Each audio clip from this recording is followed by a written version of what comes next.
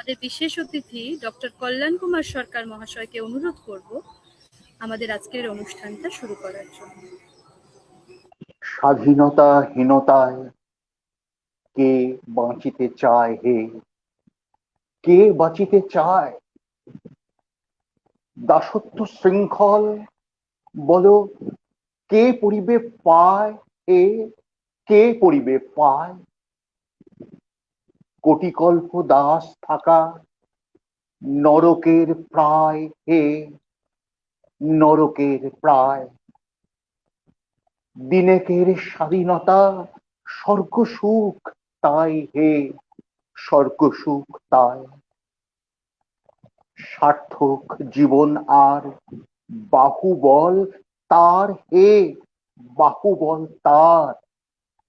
আত্মনাশে যেই করে দেশের উদ্ধার হে, দেশের উদ্ধার। অতএব রণভূমে চলো তরা যায় হে, চলো তরা যায়। দেশহিতে মরে যেই তুল্য তার নাই হে, তুল্য তার নাই। স্বাধীনতাহীনতায় কে বাঁচিতে চায় হে, কে বাঁচিতে চায়? দিনেকের স্বাধীনতা স্বর্গ সুখ তাই হে, স্বর্গ সুখ তাই। প্রিয় রাষ্ট্রবিজ্ঞান চর্চা কেন্দ্র এবং তার প্রিয় স্নেহভাজন সদস্য ও সদস্যা, আমার প্রিয় সবিরণ দাস, প্রিয় আশিস কর, প্রিয় অয়ন ঠাকুর, প্রিয় প্রকাশ চক্রবর্তী, প্রিয় পায়েল দাস, প্রিয় অনুরিমা ব্যানার্জি এবং প্রিয় শম্পা পাত্র, এবং এই অনুষ্ঠানের সমস্ত শ্রোতা দর্শক এবং এই অনুষ্ঠানের সঙ্গে সংশ্লিষ্ট আমার সমস্ত বিভিন্ন শিক্ষা কেন্দ্রের সহকর্মী বৃন্দ এবং আমার হৃদয় প্রতিম ছাত্রছাত্রী ভাই ও বোনেরা, আজ 15ই আগস্ট স্বাধীনতা দিবস। ভারতবর্ষের জাতীয় জীবনে একটা লাল কালিতে লেখা দিন, একটা স্মরণীয় দিন। এই দিনটাকে আমরা স্মরণ করি, এই দিনটাকে আমরা মননে রাখি এই জন্য যে এই দিনটার মধ্য দিয়ে আমরা আমাদের অস্তিত্বকে, আমরা আমাদের সত্তাকে খুঁজে পাই। এবং এই কারণেই স্বাধীনতা দিবস আমাদের কাছে এত বেশি আগ্রহ সৃষ্টি করে, এত বেশি রোমাঞ্চ উন্মাদনা সৃষ্টি করে। আমরা স্বাধীনতা দিবসকে নিয়ে তাই উদ্দীপিত, উচ্ছ্বসিত, আলোড়িত, আলোকিত, উচ্চকিত হয়ে থাকি। এই স্বাধীনতা দিবস আমাদের মনে প্রাণে এক স্নিগ্ধ অস্তিত্বের বার্তা এনে দেয়, আমাদের দেহে প্রাণে একটা নতুন রোমাঞ্চ এনে দেয় যে আমরা পরাধীনতা থেকে মুক্ত হয়ে স্বাধীন জাতিসত্তায় পরিণত হয়েছি।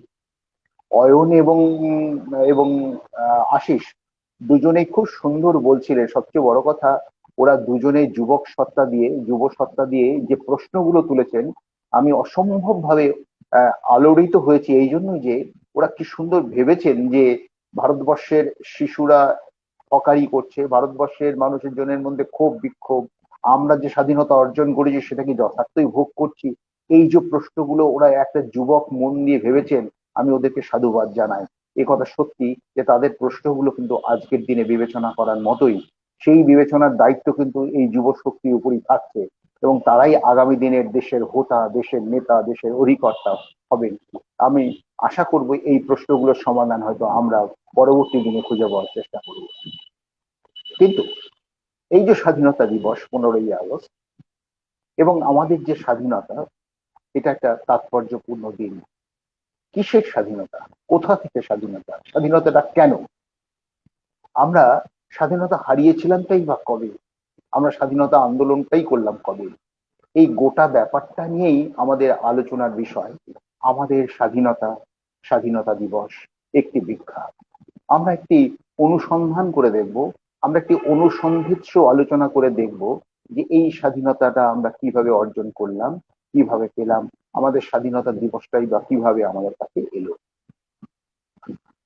আমরা স্বাধীনতা হারিয়েছিলাম আক্ষরিক অর্থে 1757 সালে সিপাহী বিদ্রোহে, 1757 সালে পলাশির যুদ্ধের মধ্য দিয়ে। পলাশির যুদ্ধে বাংলা, বিহার, উড়িষ্যার স্বাধীন নবাব সিরাজউদ্দৌলাকে পরাজিত করে ব্রিটিশ কোম্পানি স্বাধীন ক্ষমতা লাভ করে, ভারতের ক্ষমতা অর্জন করে। এর আগে 1600 সালে ইস্ট ইন্ডিয়া কোম্পানি ভারতবর্ষে তার ভিত্তিভূমি প্রতিষ্ঠা করে এবং তারপর থেকে ভারতবর্ষে কোম্পানির শাসন বা ইস্ট ইন্ডিয়া কোম্পানির ব্রিটিশ শাসন বা ইংরেজ শাসন চলছিল। 1757 সালে পলাশির যুদ্ধ, নদিয়া জেলার পলাশির প্রান্তরে সিরাজউদ্দৌলার সঙ্গে ব্রিটিশ বাহিনীর প্রবল সংগ্রাম হয় এবং আমরা জানি সে সিরাজউদ্দৌলাকে পরাস্ত করে ব্রিটিশ সরকার ক্ষমতা দখল করে নেয় এবং তারপর থেকে আক্ষরিক অর্থে ভারতবর্ষ ব্রিটিশ সরকারের অধীন বা ব্রিটিশ শাসনাধীন হয়ে পড়ল। ভারতবর্ষের উপর ব্রিটিশ শাসন শোষণের জোয়াল চেপে বসলো, ভারতবর্ষের উপর ব্রিটিশ শাসনের শৃঙ্খল আরোপিত হলো। এই পর্বে ব্রিটিশ সরকারের শক্তি, ব্রিটিশ সরকারের বৃহত্তর ক্ষমতার কারণে তারা ভারতবর্ষের উপর শাসন শোষণ চালিয়ে যাচ্ছিল। কিন্তু এই শাসন শোষণ ভারতবর্ষ মেনে নিতে পারেনি, ভারতবর্ষের মানুষজন মেনে নিতে পারেনি। কারণ ব্রিটিশ সরকার যে পরিমাণ শোষণ বঞ্চনার মুখে ফেলে দিচ্ছিল ভারতবর্ষকে, ভারতের সম্পদ বিদেশে নিয়ে যাচ্ছিল, ভারতবর্ষের মানুষজনকে হাহাকারের মুখে ফেলে দিচ্ছিল, ভারতবর্ষের স্বয়ংসম্পূর্ণ গ্রাম্য অর্থনীতিকে, সেলফ সাফিসিয়েন্ট ভিলেজ ইকোনমিকে ধ্বংস করে দিয়ে জাতীয় যে অর্থনীতি তৈরি করতে গিয়েছিল, তার ফলে গ্রামগুলোতে হাহাকার উঠলো, গ্রামগুলোতে বেদনার বার্তা বয়ে যেতে লাগলো, মানুষজন ক্ষুব্ধ বিক্ষুব্ধ হয়ে যেতে লাগলো। লেনিন একটা জায়গায় বলেছেন যে there is no end to the violence and plunder which is called British rule in India। অর্থাৎ ব্রিটিশ রুলে ভায়োলেন্স এবং প্লান্ডার, হিংসা এবং ডাকাতি বা ছিনতাই বা চুরির এর কোনো শেষ ছিল না। there is no end to the violence and plunder which is called British rule in India। এক কথায় শাসন শোষণের মুখে পড়ে, ব্রিটিশ সরকারের শাসন শোষণের মুখে পড়ে ভারতবর্ষ তখন বিপর্যস্ত, নাজেহাল। এইরকম অবস্থায় আমরা দেখতে পেলাম যে ভারতবর্ষের যে ব্রিটিশ শাসনের যে ভিত সৈনিক সিপাহী, তারা কিন্তু মাঝে মধ্যে খেপে উঠছে। তার কারণ তারা ভালো, তখনকার দিনে ব্রিটিশ সিপাহী ছিলেন, মানে সাদা চামড়ার সিপাহী ছিলেন এবং ভারতীয় কালো চামড়ার সিপাহী ছিলেন। কিন্তু এই দুই ধরনের সিপাহীদের মধ্যে বৈষম্য করা হতো খাবার দাবারে, পোশাক আশাকে। তাছাড়া ভারতীয় সিপাহীদের তাদের ঘর পরিবার সংসার ছেড়ে, স্ত্রী পুত্র ছেড়ে দূর দূরান্তরে পাঠিয়ে দেওয়া হতো। ফলে তারা খুব ক্ষুব্ধ হয়ে উঠেছিল এবং নানা কারণে এই ক্ষোভ বিক্ষোভ গুলো দেখা দিচ্ছিল। হায়দ্রাবাদের সিপাহীরা এর জন্য বিদ্রোহ তৈরি করেছিল। কিন্তু আমরা দেখতে পেলাম যে 1848 সালে হায়দ্রাবাদের বিদ্রোহের পর খুব বৃহত্তর আকারে 1857 সালে সিপাহী বিদ্রোহ অনুষ্ঠিত হলো এবং সেই সিপাহী বিদ্রোহ 1857 সালের 29শে মার্চ ব্যারাকপুর, আমাদের বাংলার ব্যারাকপুরের সেনা শিবিরের মঙ্গল পাণ্ডে সেই বিদ্রোহ শুরু করলেন এবং সেই বিদ্রোহের পথ ধরে আমাদের স্বাধীনতা আন্দোলন মোটামুটি শুরু হয়ে গেল। এই জন্যই যে এই বিদ্রোহ সিপাহীরা শুরু করেছিলেন বটে, কিন্তু সিপাহীদের মধ্যে এই বিদ্রোহ, এই আন্দোলন, ব্রিটিশের বিরুদ্ধে এই সংগ্রাম সীমাবদ্ধ ছিল না, বরং বিভিন্ন রাজা, জমিদার, তালুকদার, প্রজা, দোকানদার, ব্যবসায়ী, সর্বস্তরের মানুষ, শিক্ষক ছাত্র, সর্বস্তরের মানুষ এই বিদ্রোহের সঙ্গে, সিপাহী বিদ্রোহের সঙ্গে সামিল হয়ে এই বিদ্রোহকে একটা জাতীয় বিদ্রোহের রূপ দিয়েছিলেন। এবং এর ফলে ভারতবর্ষের স্বাধীনতা সংগ্রামের যদি ইতিহাস কুলজি ঠিকুজি আমাদের খুঁজতে হয়, তাহলে ওই 1857 সালে সিপাহী বিদ্রোহের মধ্য দিয়ে আমরা দেখতে পাবো। কারণ সিপাহী বিদ্রোহের মধ্য দিয়ে আমরা সারা ভারতবর্ষে একটা উত্তেজনা, ব্রিটিশের বিরুদ্ধে উন্মাদনা দেখতে পাচ্ছি। সারা ভারতবর্ষে একটা হই হই রৈরব, যে রৈরব যে ভারতবর্ষ থেকে ব্রিটিশ সরকারকে সরিয়ে দিতে হবে, ব্রিটিশ শাসন মানবো না, এই যে একটা উত্তেজনা উন্মাদনা সিপাহীদের মধ্য থেকে, সেটা ক্রমশ সাধারণ মানুষজনের মধ্যে, ঝাঁসির রানী থেকে টিপু সুলতানের মধ্যে প্রভৃতির মধ্যে, জমিদার তালুকদারদের মধ্যে যে ছড়িয়ে পড়লো, এবং এর ফলে কি হলো না, একটা সারা ভারতবর্ষে স্বাধীনতার স্বপ্ন কামনা জেগে উঠলো। ভারতবাসীর মনে ব্রিটিশ সরকারের বিরুদ্ধে আন্দোলনের রোমাঞ্চকর চেতনা জোরে উঠলো। কবি সুকান্ত ভট্টাচার্য খুব সুন্দরভাবে বলেছেন, হঠাৎ দেশে উঠলো আওয়াজ, হো হো হো হো হো হো। চমকে সবাই তাকিয়ে দেখে সিপাহী বিদ্রোহ। ছেলে বুড়ো জেগে উঠল 90 সন আগে। আগুন হয়ে সারা দেশ ফেটে পড়ল রাগে। 100 বছর গোলামিতে সবাই ক্ষিপ্ত, বিদেশিদের রক্ত পেলেই হবে তৃপ্ত। নানা জাতের নানা সেপায়, গরিব এবং মূর্খ, সবাই তারা বুঝেছিল অধীনতার দুঃখ। তাই তো তারা স্বাধীনতার প্রথম লড়াই লড়তে এগিয়েছিল, এগিয়েছিল মরণ বরণ করতে। সুকান্ত ভট্টাচার্য লিখছেন যে তাই তো তারা স্বাধীনতার প্রথম লড়াই লড়তে এগিয়েছিল, এগিয়েছিল মরণ বরণ করতে। স্বাধীনতার প্রথম লড়াই এই 1857 সালে সিপাহী বিদ্রোহ। এই বিদ্রোহ সিপাহীরা শুরু করেছিলেন, কিন্তু সিপাহীদের মধ্যে সীমাবদ্ধ ছিল না। যেখানে যেখানে ভারতবর্ষের সেনা শিবির ছিল, লখনৌ, কানপুর, মুম্বাই, অযোধ্যা, বাংলা, মুর্শিদাবাদ, সমস্ত জায়গাতেই আমরা দেখতে পাচ্ছি যে সিপাহীরা বিদ্রোহ শুরু করেছিলেন। কিন্তু সেই বিদ্রোহের আগুন সারা ভারতবর্ষে জমিদার তালুকদার প্রজা সকলের মধ্যে ছড়িয়ে পড়েছিল। ফলে ভারতবাসীর মনে স্বাধীনতার দৃপ্ত কামনা তৈরি হয়েছিল, এবং এই আন্দোলনের মধ্য দিয়ে ভারতবর্ষ ব্রিটিশ সরকারের বিরুদ্ধে আন্দোলন করা যায় এই চেতনা লাভ করেছিল। সুকান্ত ভট্টাচার্য লিখছেন, 100 বছরের গোলামিতে তারা ক্ষুব্ধ। তার মানে ওই 1757 সালে পলাশির যুদ্ধের পর আমরা দেখতে পাচ্ছি 1857 সাল, এই 100 বছরের গোলামিতে ভারতবর্ষের মানুষেরা ক্ষুব্ধ, অপমানিত, অবহেলিত, পদদলিত, এই অবস্থা থেকে তারা উত্তরণের চেষ্টা করছে। কিন্তু আমরা দেখতে পেলাম যে ব্রিটিশ সরকার তার অধিকতর শক্তির জোরে এই সিপাহী বিদ্রোহকে দমন করে ফেলেছিলেন, এবং এর ফলে ভারতবাসীর মনোবল সেই মুহূর্তে ক্ষুণ্ণ হয়েছিল, এবং আলটিমেটলি চূড়ান্ত পরিণামে সিপাহী বিদ্রোহ ব্যর্থ হয়ে গিয়েছিল।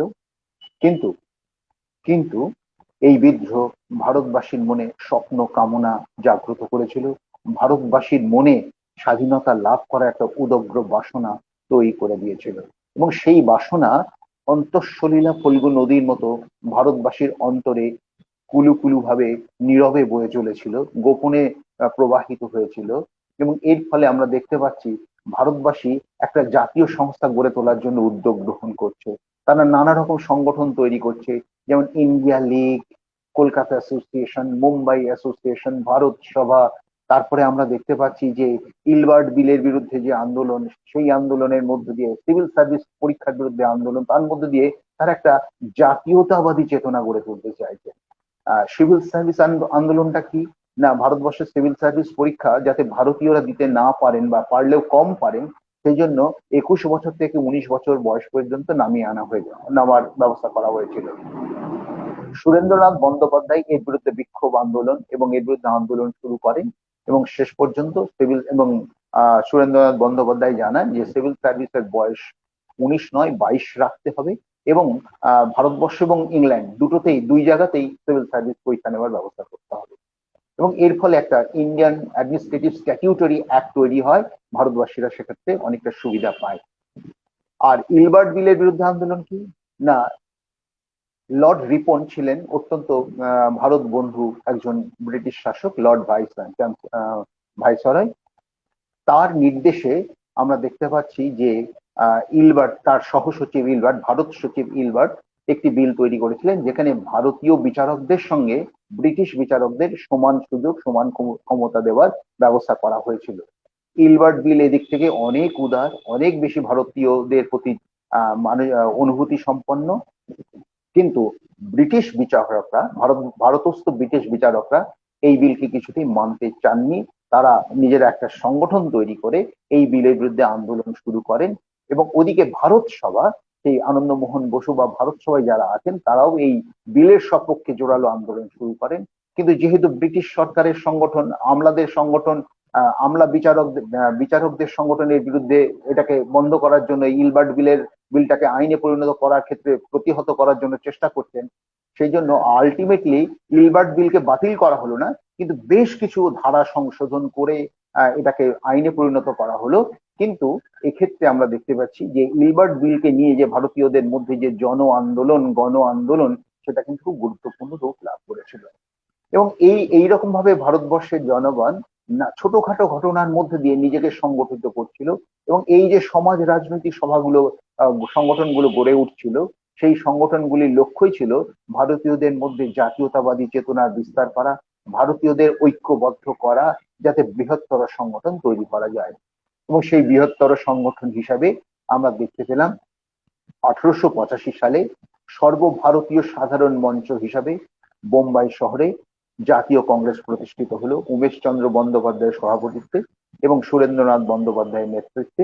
এবং আমরা দেখতে পাচ্ছি যে এই জাতীয় কংগ্রেস ছিল সর্বভারতীয় মানুষজনের একটা সাধারণ মঞ্চ, যেখানে সকল আদর্শের, সকল চিন্তাদর্শের মানুষজন তাদের বক্তব্য পেশ করতে পারতেন বা তার বক্তব্য রাখতেন। যদিও ভারতবর্ষের জাতীয় কংগ্রেস তার জন্মলগ্নের প্রথম 20 বছর খুব নমনীয় পথে, নরমপন্থী পথে ব্রিটিশ সরকারের সঙ্গে ব্যবহার করেছিলেন এবং তারা মনে চেয়েছিলেন যে ব্রিটিশ সরকারের সঙ্গে সহজভাবে সম্পর্ক বজায় রেখে ভারতীয়দের জন্য বিশেষ কিছু সুবিধা আদায় করে ভারতবর্ষের জনজীবনের উন্নতি ঘটানো, ভারতীয় জীবনযাত্রার উন্নতি ঘটানো। কিন্তু এটা কংগ্রেসের অভ্যন্তরে আর এক দল মানুষ সেটাকে মেনে নিতে পারেননি। তারা বললেন যে ব্রিটিশের কাছে এরকম আবেদন নিবেদন করে নয়, ব্রিটিশের কাছে পিটিশন করে নয়, আবেদন করে নয়, ব্রিটিশের কাছে কোনো রকম দাও দাও দাও সুবিধা দাও এরকম ভিক্ষাবৃত্তি না করে, পলিটিক্যাল মেন্ডিক্যান্সির মধ্যে না গিয়ে ব্রিটিশের কাছ থেকে আমাদের অধিকার ছিনিয়ে নিতে হবে। তারা বললেন দরকার হলে আমরা আন্দোলনের পথে যাব, ব্রিটিশের বিরুদ্ধে আমরা সংগ্রামে যাব। এই যে সংগ্রামী মানসিকতার যে চিন্তাধারা, এই যে ব্রিটিশের বিরুদ্ধে আন্দোলন করে, ব্রিটিশকে নাস্তানাবুদ করে, ব্রিটিশের বিরুদ্ধে সশস্ত্র সংগ্রাম করে তাদের কাছ থেকে কিছু জোর করে আমাদের কিছু নিয়ে নিতে হবে, সেটা যে মানসিকতা, এর থেকেই শুরু হলো চরমপন্থী গোষ্ঠী। এবং 1907 সালে সুরাটে যে কংগ্রেসের জাতীয় অধিবেশন বসে, প্রত্যেক বছর কংগ্রেসের একটি করে জাতীয় অধিবেশন বসতো এবং সেবার 2007 সালে সুরাটে বসেছিল। কিন্তু সেই সুরাটে নরমপন্থী এবং চরমপন্থীদের মধ্যে সুরাট অধিবেশনে হাতাহাতি শুরু হয়ে যায়। ফলে লোকমান্য তিলক, যিনি চরমপন্থী দলের নেতা ছিলেন, তিনি অপমানিত বোধ করে তার সঙ্গী সাথীদের নিয়ে তিনি সুরাট অধিবেশন সভা ত্যাগ করেন এবং নরমপন্থীরা ওই অধিবেশন তারপরে পরিচালনা করেন। এবং এর থেকে আমরা দেখতে পাচ্ছি যে নরমপন্থী এবং চরমপন্থীদের মধ্যে বিভেদ তৈরি হয়ে গেল। কিন্তু সেটা 2007 সালের ঘটনা। কিন্তু এর আগেও একটি গুরুত্বপূর্ণ ঘটনা ঘটেছে, সেটা হলো এই যে লর্ড কার্জন, সাম্রাজ্যবাদী লর্ড কার্জন, তিনি কি করলেন না, তিনি বাংলাকে বিভক্ত করার জন্য চেষ্টা করতে লাগলেন। কারণ ওই উমেশচন্দ্র বন্দ্যোপাধ্যায়, আনন্দমোহন বসু, সুরেন্দ্রনাথ বন্দ্যোপাধ্যায়, এই বাঙালি মানুষরাই সর্বভারতীয় স্তরে নেতৃত্ব দিচ্ছেন। কংগ্রেসের প্রথম সভাপতি হচ্ছেন উমেশচন্দ্র বন্দ্যোপাধ্যায়। সমস্ত গুরুত্বপূর্ণ নেতৃত্ব বাঙালিদের কাছ থেকে আসছে। তো ব্রিটিশ সরকার তখন এই চিন্তা করলেন যে ব্রিটিশের নিয়মই ছিল ডিভাইড অ্যান্ড রুল পলিসি, বিভক্ত করে শাসন করার নীতি। তোমার বিপক্ষে যদি তুমি ভাগ করে দিতে পারো, তুমি বিভক্ত করে দিতে পারো, তাহলে তাদের উপর তুমি শাসন শোষণ সহজেই চালাতে পারবে। বিভক্ত করে দিলে দুর্বল হবে, দুর্বল করে দিলে তাদের উপর তুমি শাসন শোষণ চালাতে পারবে। এবং সেই মতো বাংলাকে বিভক্ত করার নীতি গ্রহণ করে, কারণ বাংলা অনেক বেশি চিন্তাশীলতার দিক থেকে এগিয়ে ছিল। বাংলা শিক্ষা, সংস্কৃতি, সভ্যতা, সমস্ত দিক থেকে বাংলা এগিয়ে ছিল। ব্রিটিশ সরকার, বিশেষ করে লর্ড কার্জন, সাম্রাজ্যবাদী শাসক লর্ড কার্জন ভাবলেন যদি আমরা বাংলাকে বিভক্ত করে দিতে পারি, তাহলে সর্বভারতীয় স্তরে ভারতীয়দের ঐক্য বিলুপ্ত, সর্বভারতীয় স্তরে ভারতীয়রা আর ঐক্যবদ্ধ হতে পারবে না। তার কারণ ভারতীয়রা ওই বাঙালিদের কাছ থেকে নেতৃত্ব পেয়ে তারা সর্বভারতীয় স্তরে ঐক্যবদ্ধ হচ্ছে, সর্বভারতীয় স্তরে জাতীয়তাবাদী চেতনা বিস্তার করছে। তাই বাংলাকে বিভক্ত করার নীতি গ্রহণ করলেন এবং 1905 সালে লর্ড কার্জন বাংলাকে দুটুকরো করে দেওয়ার সিদ্ধান্ত নিয়ে ফেললেন। বাংলা, বিহার, উড়িষ্যা, যেটা সিরাজউদ্দৌলার রাজত্ব ছিল, সেটা নিয়ে একটা ভারত, আর একটা পূর্ববঙ্গ এবং আসাম, মানে এখন যেটা পূর্ববঙ্গ, মানে তার মধ্যে পাকিস্তান এবং বাংলাদেশ, এবং পূর্ববঙ্গ এবং আসাম, এই পূর্ববঙ্গ এবং আসাম এই দুটোকে নিয়ে আরেকটি দেশ তৈরি করার বা রাজ্য তৈরি করার সিদ্ধান্ত নিলেন। এই যে বাংলাকে বিভক্ত করা, এর বিরুদ্ধে বাঙালি জাতি ক্ষিপ্ত হয়ে উঠলেন এবং বাঙালি তখন তার মরণপণের আন্দোলন শুরু করলেন এবং এই লর্ড কার্জনের বঙ্গভঙ্গ নীতির বিরুদ্ধে তারা আন্দোলন শুরু করলেন এবং এই আন্দোলনের দুটো গুরুত্বপূর্ণ পর্যায় দেখা দিল, যেটা 1905 সালে শুরু হলেও 1910 সাল পর্যন্ত চলেছিল। সেটা হচ্ছে বয়কট আন্দোলন এবং স্বদেশী আন্দোলন। বয়কট কি না, ব্রিটিশ দ্রব্য বর্জন, ব্রিটিশের শিক্ষা, ব্রিটিশের আইন আদালত, ব্রিটিশের স্কুল কলেজ, সমস্ত কিছুকে বয়কট করতে হবে। এই বয়কট প্রথার মধ্যে ব্রিটিশ দ্রব্য বয়কট করতে হবে। এই যে ব্যাপারটা, এটা হচ্ছে বয়কট আন্দোলন। চারণ কবি মুকুন্দ দাস তখন সভায় সভায় গান গেয়ে বেড়াচ্ছেন, ছেড়ে দে রেশমি চুরি, বঙ্গনারী কভু হাতে আর পরো না। ওই বিলেতের কারখানা থেকে তৈরি করা রেশমি চুরি তোমরা যে হাতে পড়েছো, তোমরা সেটা খুলে ফেলো। ছেড়ে দে রেশমি চুরি, বঙ্গনারী কভু হাতে আর পরো না, মানে ওই ব্রিটিশের জিনিস আর পরো না। এদিকে স্বদেশী আন্দোলনের যে ঢেউ উঠেছে, সেই ঢেউয়ে আমরা দেখতে পাচ্ছি রবীন্দ্রনাথ ঠাকুর রাস্তায় বেরিয়েছেন এবং লর্ড কার্জন যেদিন বঙ্গভঙ্গ ঘোষণা করলেন, সেদিন সারা বাংলায় অরন্ধন উপবাস চালু হলো এবং সেই উপবাসের বিকেল বেলায় রবীন্দ্রনাথ ঠাকুর রাস্তায় মিছিল করে গাইছেন, বাংলার মাটি বাংলার জল, পুণ্য হোক পুণ্য হোক পুণ্য হোক হে ভগবান। রবীন্দ্রনাথ ঠাকুর এইভাবে স্বদেশী মন্ত্রে জনগণকে উদ্বোধিত করতে লাগলেন। তখন হিড়িক পড়ে গেছে বিদেশি দ্রব্য বর্জনের, তখন হিড়িক পড়ে গেছে এবং তখন আমরা দেখতে পাচ্ছি বন্যুৎসব চলছে, যে যাওয়ার মতো ব্রিটিশ দ্রব্য এনে রাস্তায় পুড়িয়ে ফেলছেন, বাড়িতে পুড়িয়ে ফেলছেন। এর মধ্য দিয়ে আমরা স্বদেশী এবং বয়কট আন্দোলন দেখতে পেলাম। এই স্বদেশী বয়কট আন্দোলন 1910 সাল পর্যন্ত প্রায় চললো। কিন্তু আমরা তো জানি যে ব্রিটিশ সরকার হাতে সরকারি ক্ষমতা আছে, সরকারি ক্ষমতা যার হাতে আছে সে অবলীলায় তার বিপক্ষকে অধিকতর শক্তির জোরে, মাইটিয়ার পাওয়ারের জোরে তাকে অবদমিত করতে পারে এবং আমরা দেখতে পাচ্ছি সেই আন্দোলন স্থিমিত হয়ে গেল। এরপর ভারতবর্ষের রাজনীতিতে কিছুকাল পিরিয়ড অফ লাল, তন্দাচ্ছন্নতার পরিবেশ চলল এবং আমরা দেখতে পেলাম 1914 সালে প্রথম বিশ্বযুদ্ধ শুরু হলো। প্রথম বিশ্বযুদ্ধে আমরা কি দেখতে পেলাম না, প্রথম বিশ্বযুদ্ধে আমরা দেখতে পেলাম যে এই যুদ্ধে ভারতবর্ষকে ব্যবহার করা হতে লাগলো এবং এই 1914 সালের পর ভারতীয় রাজনীতিতে একটা গুরুত্বপূর্ণ ঘটনা হলো 1915 সালে গান্ধীজির প্রবেশ।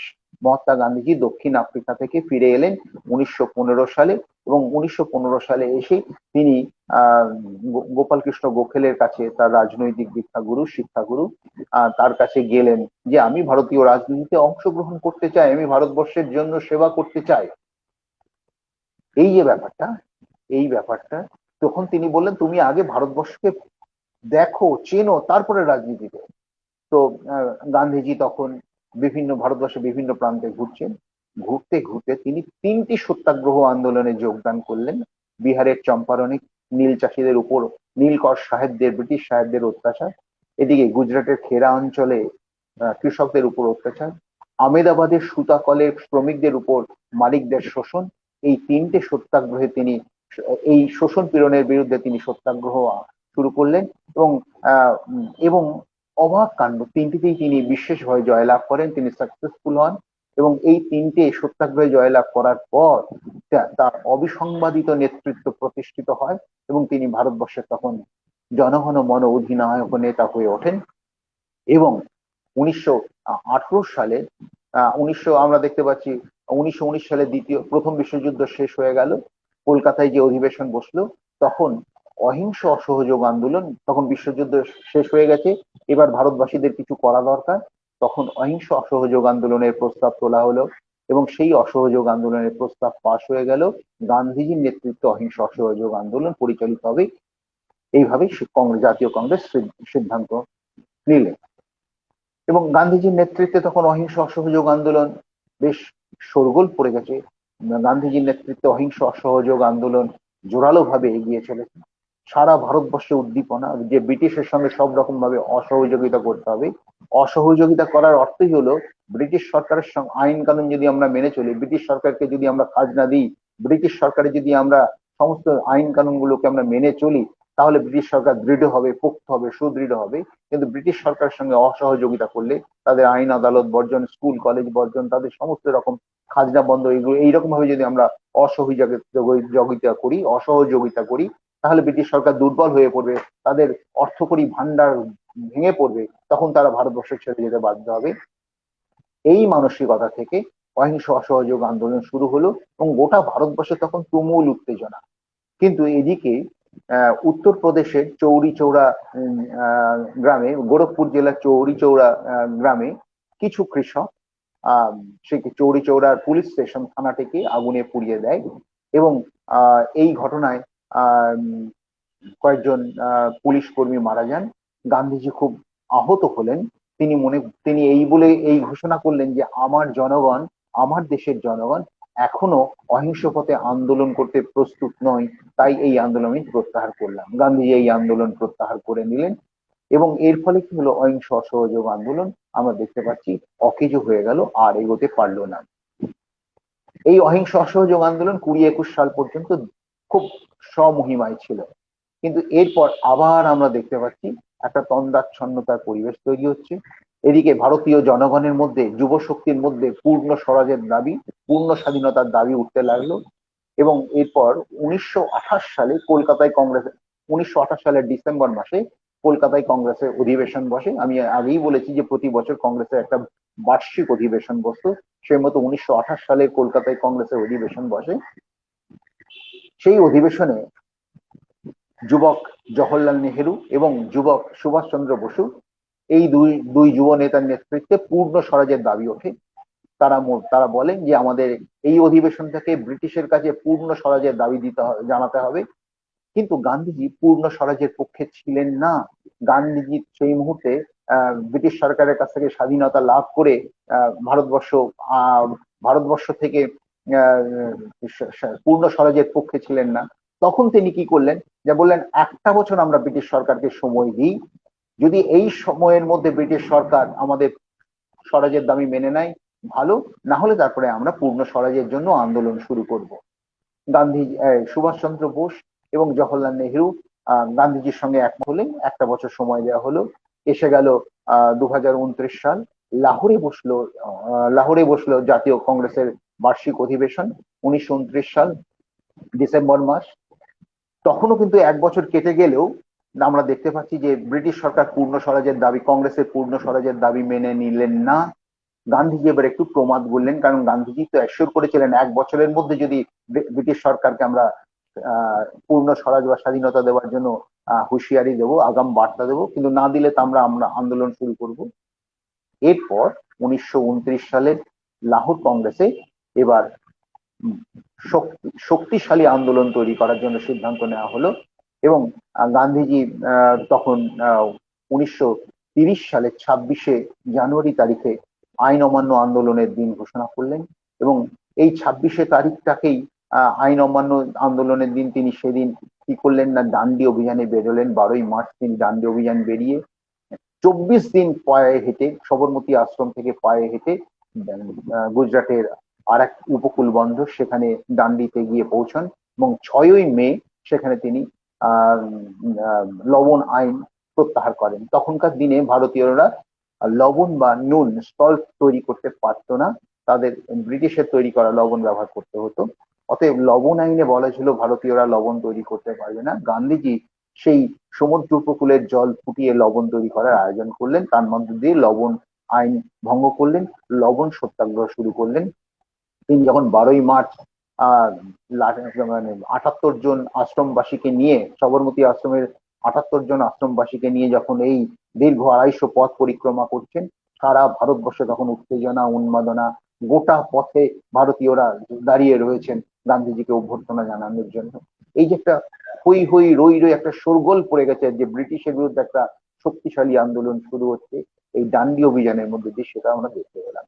প্রসঙ্গক্রমে আমি একটু বলে দিই, 1930 সালের যে 26শে জানুয়ারি তারিখটার কথা বললাম, সেই 26শে জানুয়ারি তারিখটাকে ওই লাহোর কংগ্রেসে বলা হলো ওই দিন আমরা ভারতবর্ষের স্বাধীনতা দিবস পালন করব 1930 সালের 26শে জানুয়ারি। এবং সেই মতো 1930 সালের 26শে জানুয়ারি ভারতবর্ষের তিরঙ্গা পতাকা উত্তোলন করা হয়। এবং আপনারা মনে রাখবেন যে ওই 26শে জানুয়ারিটাই 1950 সালের 26শে জানুয়ারি তারিখ হিসেবে গৃহীত হয়েছে ভারতবর্ষের প্রজাতন্ত্র দিবস হিসাবে। ওই 1930 সালের 26শে জানুয়ারি, যেটাকে প্রথম ভারতের স্বাধীনতা দিবস হিসাবে জাতীয় কংগ্রেস পতাকা উত্তোলন করেছিলেন, সেই 26 তারিখটাকে কাজে কার্যকর করার জন্য 1950 সালের 26শে জানুয়ারি তারিখটিকে প্রজাতন্ত্র হিসাবে গ্রহণ করা হয়েছে। আপনারা জানেন যে সংবিধান তো গ্রহণ করা হয়ে গেছিল 1949 সালের 26শে নভেম্বর, কিন্তু আরো 2 মাস ওয়েট করতে হলো কেন? আরো 2 মাস ওয়েট করতে হলো এই জন্যই যে ওই 1930 সালের 26শে জানুয়ারি দিনটাকে স্মরণীয় দিন, বরণীয় দিন, মননের দিন, স্মরণের দিন হিসেবে রাখার জন্য। গান্ধীজি এই আইন অমান্য আন্দোলন করছেন, ডান্ডি অভিযানে এগিয়েছেন, কিন্তু গান্ধীজিকে লবণ আইন ভাঙার অপরাধে তাকে গ্রেফতার করা হলো। এদিকে দিল্লিতে প্রথম গোলটেবিল বৈঠক বসেছে, সেখানে ভারতবর্ষের রাজন্য বর্গের প্রতিনিধিরা গেছেন, দেশীয় প্রতিনিধিরা গেছেন, কিন্তু কংগ্রেসের কোনো প্রতিনিধি যায়নি। তখন কংগ্রেস ছিল ভারতবর্ষের অন্যতম গুরুত্বপূর্ণ সংগঠন, এবং কংগ্রেসের প্রতিনিধি প্রথম গোলটেবিল বৈঠকে না যাওয়ায় সেই গোলটেবিল বৈঠক ভেস্তে যায়। তখন তদানীন্তন ভাইসরয় গান্ধীজির সঙ্গে পত্র যোগাযোগ করেন। আরউইন, তখনকার ভাইসরয় ছিলেন আরউইন, লর্ড আরউইন। তিনি গান্ধীজির সঙ্গে পত্র যোগে চিঠির মাধ্যমে যোগাযোগ করেন এবং গান্ধীজির সঙ্গে কথা বলতে চান। এবং গান্ধীজি এবং আরউইন তখন মিলিতভাবে একটা চুক্তি স্বাক্ষর করেন, যার নাম হচ্ছে গান্ধী আরউইন প্যাক্ট। এই গান্ধী আরউইন চুক্তিতে কি হলো না, সেখানে বলা হলো সমস্ত ভারতীয় যাদের গ্রেপ্তার করা হয়েছিল, 1 লক্ষের উপর ভারতীয়দের গ্রেপ্তার করা হয়েছিল আইন অমান্য আন্দোলনে। 1930 সালে 30-31 সালের আইন অমান্য আন্দোলনে 1 লক্ষের উপর ভারতীয়কে গ্রেপ্তার করা হয়েছিল।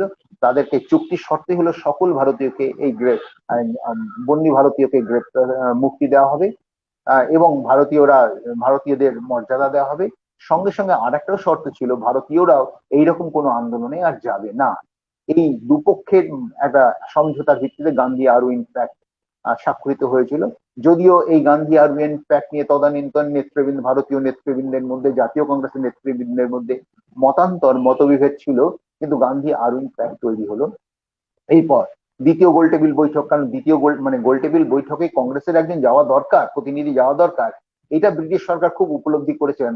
কারণ কংগ্রেস ছাড়া কোনো কার্যকর নীতি ভারতবর্ষে কার্যকর করা যাবে না, এটা তারা উপলব্ধি করেছিলেন। এবার যেহেতু গান্ধী আরউইন চুক্তি হলো, গান্ধীজি মুক্তি পেলেন, ভারতীয়রা মুক্তি পেলেন, বন্দী ভারতীয়রা মুক্তি পেলেন। এবার দ্বিতীয় গোলটেবিল বৈঠক অনুষ্ঠিত হচ্ছে। গান্ধীজি গেলেন, কিন্তু কংগ্রেসের প্রতিনিধি হিসেবে গান্ধীজি গেলেন, কিন্তু গান্ধীজি সেখান থেকে কোনো প্রতিশ্রুতি আদায় করতে পারলেন না। তিনি হতাশ হয়ে ফিরে এলেন। ফিরে এসে তিনি বেদনার্ত হয়ে বিষণ্ণ হয়ে পড়লেন। এদিকে কি হলো না, যে চুক্তি ছিল ভারতীয়দের মুক্তি দেওয়া হবে, ভারতীয়দের উপর অত্যাচার করা হবে না, ভারতীয়রাও অন্য এরকম আন্দোলনে যাবেন না, কিন্তু দেখা গেল এইবার ব্রিটিশ সরকার, তদানীন্তন ব্রিটিশ সরকারের ভাইসরয়ের যে স্বৈরাচারী শাসক, তিনি ভারতীয়দের উপর অত্যাচার অবিচার করতে লাগলেন, গ্রেপ্তার, ধরপাকড় ইত্যাদি। এই গান্ধী আরউইন চুক্তির এই শর্ত ভাঙার দায়ে, ভারতীয়দের উপর অত্যাচার করা এই যে শর্ত ভাঙা, এর দায়ে গান্ধীজি আবার আইন অমান্য আন্দোলন শুরু করলেন। সেটাকে বলছি আমরা দ্বিতীয় আইন অমান্য আন্দোলন, 1932 সাল। এই আইন অমান্য আন্দোলনের বিষয়টাই ছিল যে খাজনা বন্ধ আন্দোলন, নো ট্যাক্স ক্যাম্পেইন।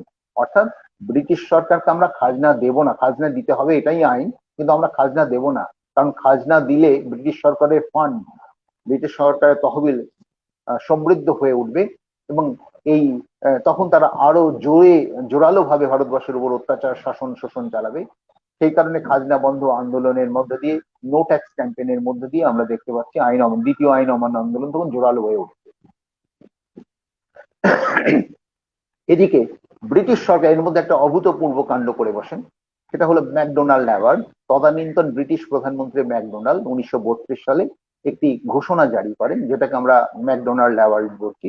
সেখানে তিনি বলছেন যে উচ্চ বর্ণের হিন্দু, ভারতের উচ্চ বর্ণের হিন্দু এবং নিম্ন বর্ণের হিন্দুই ব্রিটিশ পার্লামেন্টে সদস্য পাঠাতে পারবে। আগে যেমন সব ভারতীয়রাই একসাথে মিলিতভাবে পাঠাতেন, কিন্তু এখন বলা হচ্ছে যে উচ্চ বর্ণের হিন্দুরাও যেমন পাঠাবে, নিম্ন বর্ণের হিন্দুরাও পাঠাবে। এর ফলে গান্ধীজি খুব বিপন্ন বোধ করতে লাগলেন। তার কারণ গান্ধীজি মনে করছেন যে নিম্ন বর্ণের হিন্দুদের আলাদা করে প্রতিনিধি প্রেরণ করা এবং উচ্চ বর্ণের হিন্দুদের আলাদাভাবে প্রতিনিধি প্রেরণ করার মধ্যে দিয়ে ভারতবাসীদের মধ্যে বিভাজন তৈরি করা হচ্ছে। এই বিভাজন যে ম্যাকডোনাল্ড লেবার, তার বিরুদ্ধে তিনি পুনা জেলে অনশনে বসেন।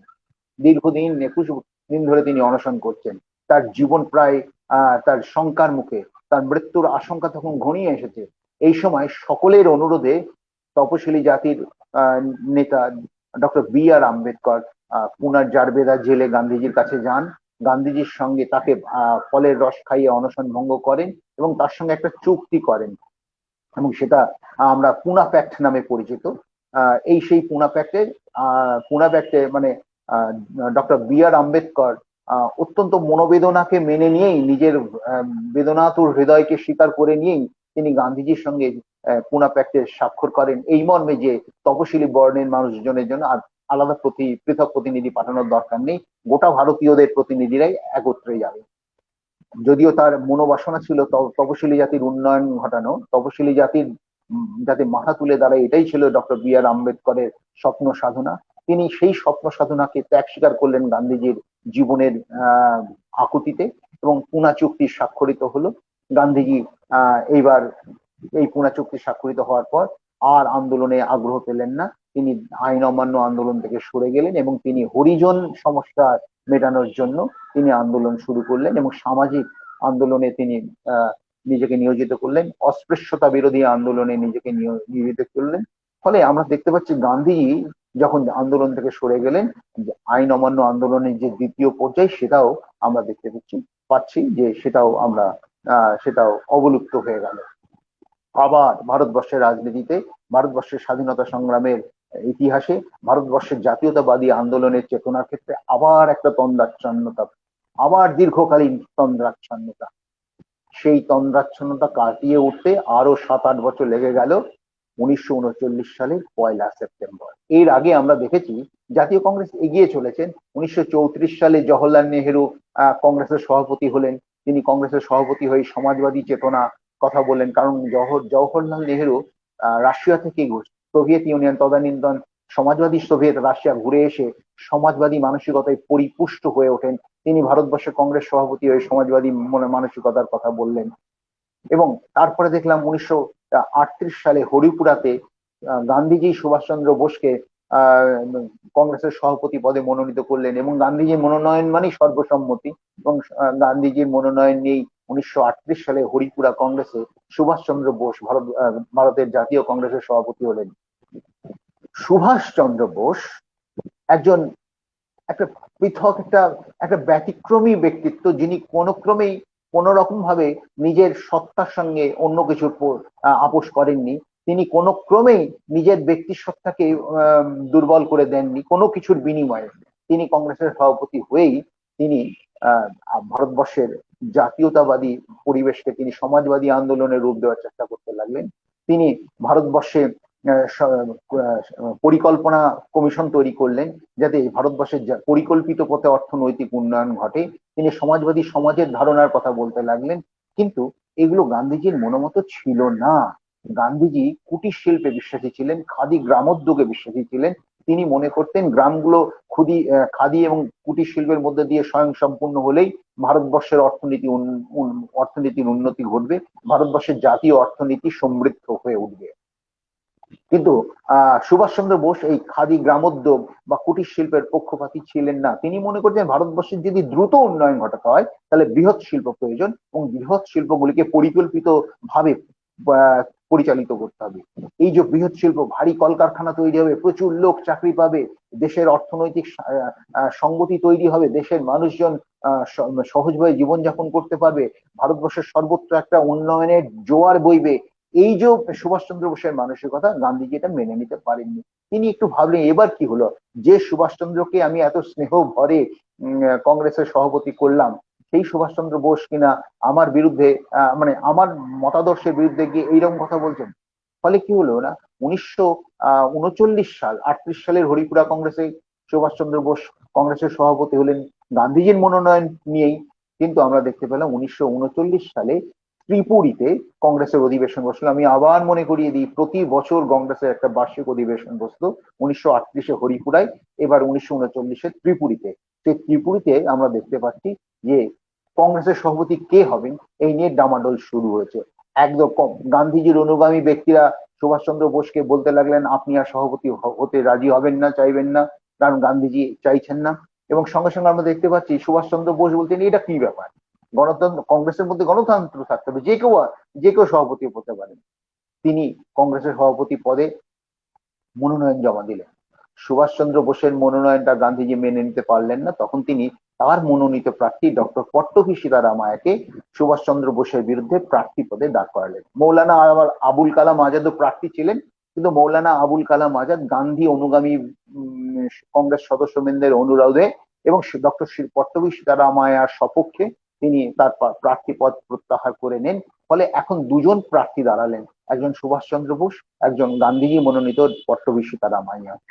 আমরা যখন নির্বাচন হলো তখন আমরা দেখতে পেলাম সুভাষচন্দ্র বোস 327 ভোটে, আমি যদি খুব ভুল না করি, জয়লাভ করলেন। এবং কংগ্রেসের মধ্যে 327 ভোট বেশি পাওয়া, এটা যে একটা যুব শক্তির পরম জয়, এটা প্রমাণিত হয়ে গেল।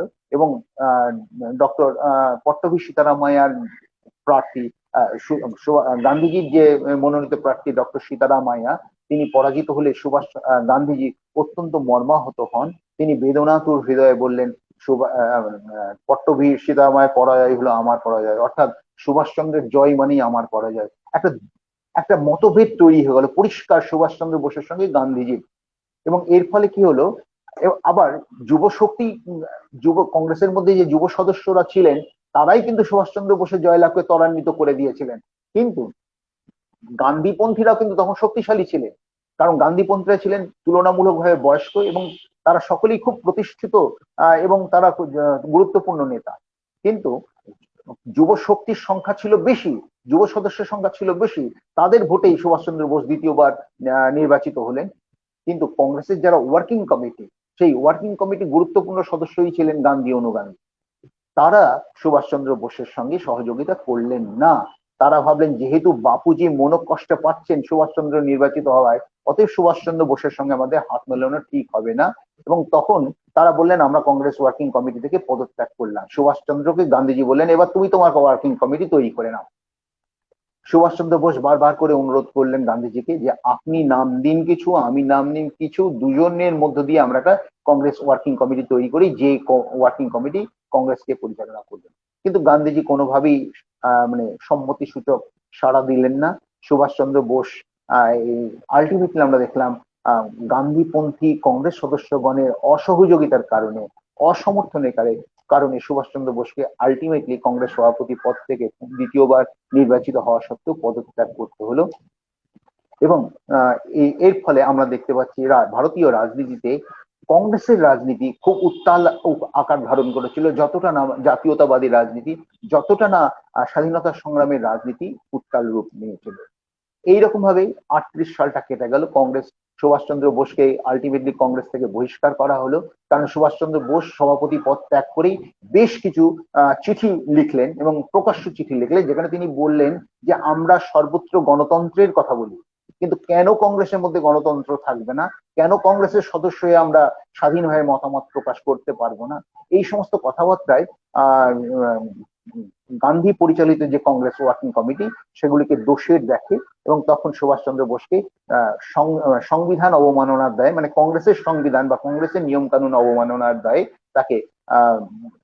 তাকে কিছুকালের জন্য বহিষ্কার করে এবং সভাপতি পদ থেকে তাকে কংগ্রেস সদস্য হিসেবে বহিষ্কার করে।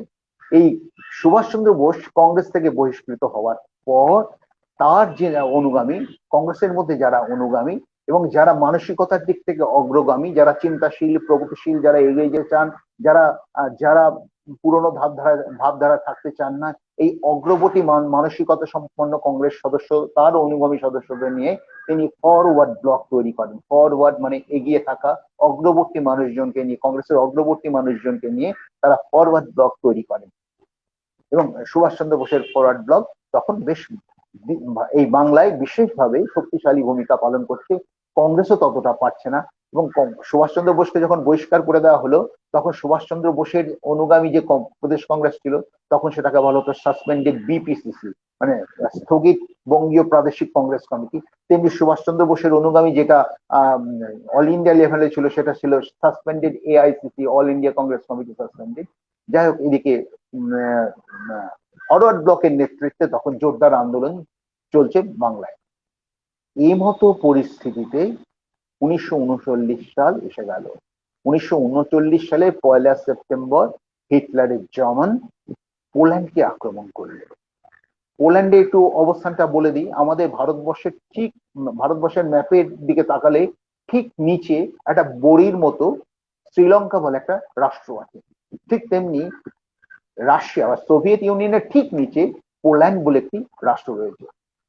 পোল্যান্ডকে আক্রমণ করলেন 1 সেপ্টেম্বর হিটলার আর 1939 সাল। রাশিয়া ভাবলো এই বুঝে আমাকে আক্রমণ করা হলো, কারণ পোল্যান্ড খুব ছোট্ট রাষ্ট্র আর রাশিয়া বিশাল রাষ্ট্র। রাশিয়া মনে করলো এই বোধহয় জার্মান আমাকে শাসন করবার চেষ্টা করছে। ওই যে আমাদের মধ্যে একটা প্রবাদ আছে, জিকে মেরে বউকে শাসন করা, ঠিক একইভাবে রাশিয়া মনে করলো বোধহয় এইবার বোধহয় জার্মান আমার উপর আক্রমণ করবে। জার্মান এই যুদ্ধে জড়িয়ে পড়লো। এদিকে 1939 সালে 3 সেপ্টেম্বর 1939 সালে 1 সেপ্টেম্বর যে দ্বিতীয় বিশ্বযুদ্ধ শুরু হয়ে গেল পোল্যান্ডের উপর জার্মানের আক্রমণের মধ্য দিয়ে। এর ফলে কি হলো না, আমরা দেখতে পাচ্ছি ব্রিটিশ সরকারও সঙ্গে সঙ্গে জার্মানের বিরুদ্ধে যুদ্ধ ঘোষণা করে দিল। ব্রিটিশ সরকার জার্মানির বিরুদ্ধে যুদ্ধ ঘোষণা করে দেওয়ার ফলে আমরা দেখতে পাচ্ছি যে দ্বিতীয় বিশ্বযুদ্ধ এখন রেডি করে শুরু হয়ে গেল। আর 1 সেপ্টেম্বর প্রথম বিশ্বযুদ্ধ শুরু হয়ে যাওয়ার পর ব্রিটিশ সরকার যখন এইভাবে আন্দোলন শুরু করে দিলেন, হ্যাঁ, তখন এদিকে এক ধাপ এগিয়ে গেলেন তদানীন্তন ভারতের যে ভাইসরয় তিনি কি করলেন না, তখনকার ভাইসরয় ছিলেন যিনি ছিলেন, তিনি কি করলেন না, তিনি ভারতবর্ষকে ব্রিটিশের সহযোগী হিসেবে ঘোষণা করে দিলেন 3 সেপ্টেম্বর। মাত্র 2 দিনের মাথায় ভারতবর্ষকে ব্রিটিশের সহযোগী বলে ঘোষণা করে দেওয়া হলো। এবং এবং দ্বিতীয় বিশ্বযুদ্ধে ভারত ব্রিটেনের পক্ষ হয়ে যুদ্ধ ঘোষণা করবে, এই তার ঘোষণা। কিন্তু ভারতীয় নেতৃবৃন্দ এতে খুব ক্ষুব্ধ হয়ে ওঠেন, কারণ ভারতবর্ষকে ব্রিটেনের সহযোগী হিসেবে যুদ্ধে নেওয়া হবে, অথচ ভারতীয়দের মতামত নেওয়া হবে না, ভারতীয়দের পরামর্শ নেওয়া হবে না। ভারতের জাতীয় কংগ্রেস এবং ভারতের নেতৃবৃন্দ তখন খুব ক্ষুব্ধ হয়ে গেলেন এবং এই তখন তখন ভারতীয়রা মানসিকভাবে ক্ষুব্ধ হয়ে উঠলেন। তখন কংগ্রেস ঘোষণা করলেন, গান্ধীজি ঘোষণা করলেন, কংগ্রেসের নেতৃবৃন্দ তখন ঘোষণা করলেন ভারতবর্ষকে আগে পূর্ণ স্বাধীনতা দেওয়া হোক, ভারতবর্ষ একটা স্বাধীন দেশ হিসেবে ব্রিটেনের পক্ষ নিয়ে দ্বিতীয় বিশ্বযুদ্ধে যোগ দেবে। কংগ্রেসের প্রস্তাব যে ভারতবর্ষকে প্রথমে স্বাধীনতা দেওয়া হোক, স্বাধীন দেশ হিসেবে ভারতবর্ষ ব্রিটেনের পক্ষ নেবে এবং ফ্যাসিবাদের বিরুদ্ধে, নাৎসিবাদের বিরুদ্ধে দ্বিতীয় বিশ্বযুদ্ধে যোগদান করবে। কিন্তু ব্রিটিশ সরকার তো পড়ে পাওয়া 14 আনা ভারতীয় জমিদারি ছেড়ে দেবে না, তারা ভারতবর্ষকে স্বাধীনতা দিতে চায় না। এদিকে আরো একটা ঘটনা ঘটলো, 1941 সাল, 2 বছর কেটে গেছে। সুভাষচন্দ্র বোস মুসলমান ফকিরের ছদ্মবেশে তার এলগিন রোডের বাসভবন থেকে তিনি মহানিষ্ক্রমণের পথে এগিয়ে গেলেন এবং তিনি বিদেশের সৈনিকদের সাহায্য নিয়ে তিনি ভারতবর্ষকে মুক্ত করার আন্দোলনে মেতে উঠলেন এবং সেই মতো তিনি এগিয়ে এলেন। এবং তিনি জাপানের টোকিও রেডিও থেকে গান্ধীজিকে বারবার অনুরোধ করতে লাগলেন যে বাপুজি, এইবার আমাদের ব্রিটিশের বিরুদ্ধে সশস্ত্র সংগ্রাম করার সময় হয়ে এসেছে, আমাদের ব্রিটিশের বিরুদ্ধে আন্দোলন করার উপযুক্ত সময় এসে গেছে। আমরা যদি এই আন্দোলনে ব্রিটিশকে নাস্তানাবুদ করতে পারি তবেই আমাদের স্বাধীনতা ত্বরান্বিত হবে। আপনি আমাদের স্বাধীনতা যুদ্ধে সমর্থন জানান।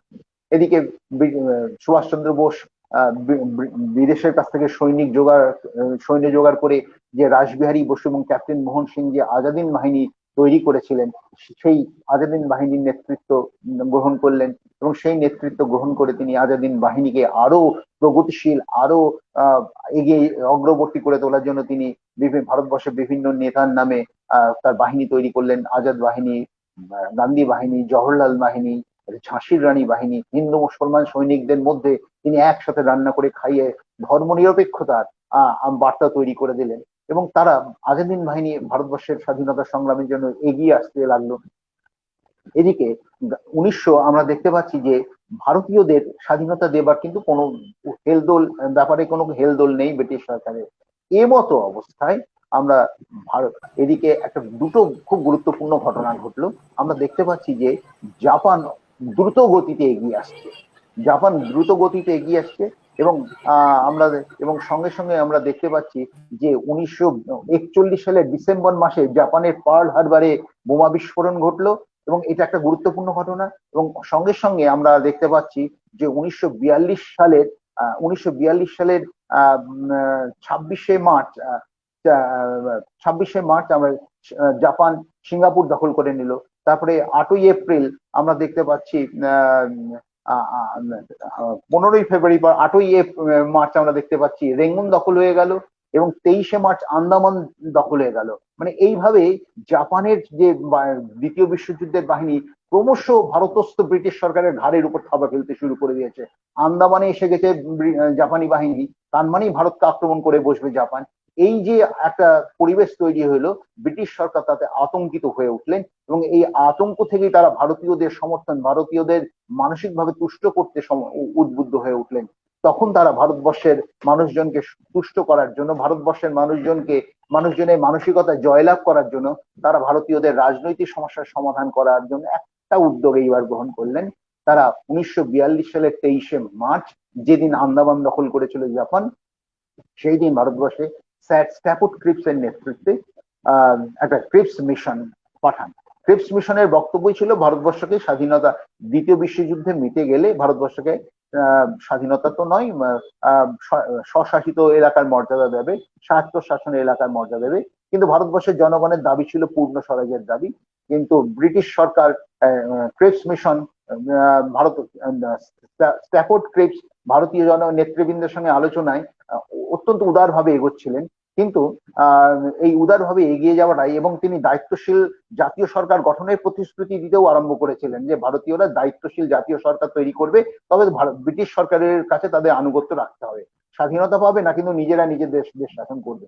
এইরকম যখন খুব উদার মানসিকতা নিয়ে স্ট্যাফোর্ড ক্রিপস যখন ভারতীয় নেতৃবৃন্দের সঙ্গে আলোচনা করছেন, তখন ভারতবর্ষের আমরা দেখতে পাচ্ছি লর্ড লিনলিথগো ভাইসরয় ছিলেন, তিনি খুব রুষ্ট হলেন। যে তিনি তখন ভাবলেন যে স্যার স্ট্যাফোর্ড ক্রিপস যেভাবে ভারতীয়দের সঙ্গে কথা বলছেন, যে উদার মানসিকতা নিয়ে এগিয়ে চলেছেন, তাতে তো অচিরেই ব্রিটিশ সরকার ভেঙে পড়বে, ব্রিটিশ সরকারকে চলে যেতে হবে। তিনি সঙ্গে সঙ্গে চার্চিল, ব্রিটিশ প্রধানমন্ত্রী, সেই যুদ্ধকালীন ব্রিটিশ মন্ত্রিসভার প্রধানমন্ত্রী চার্চিলকে টেলিগ্রাম করলেন যে স্যার স্ট্যাফোর্ড ক্রিপস এ কি করছেন, এ তো আমাদের দুর্দিন এসে যাবে। সঙ্গে সঙ্গে স্যার চার্চিল সঙ্গে সঙ্গে একটা তার বার্তা পাঠিয়ে দিলেন, আপনার কোনো চিন্তার কারণ নেই, Stafford Cripps is bound by our draft declaration. অর্থাৎ আমরা তাকে যা বলতে পাঠিয়ে দিয়েছি, ড্রাফট ডিক্লারেশন যা দিয়ে দিয়েছি, তার মধ্যে সে সীমাবদ্ধ থাকবে, তার বাইরে যেতে পারবে না।